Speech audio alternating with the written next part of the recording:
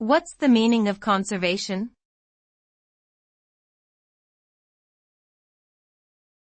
Conservation.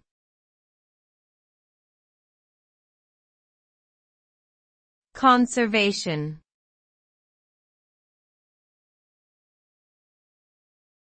Conservation.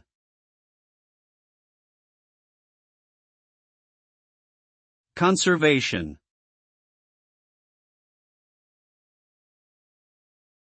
Conservation refers to the practice of preserving and protecting natural resources, including flora, fauna, ecological habitats, and biodiversity.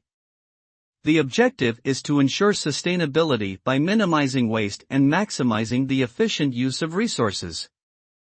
Conservation is crucial for maintaining the delicate balance of nature, preventing extinction of species, and promoting a healthier environment.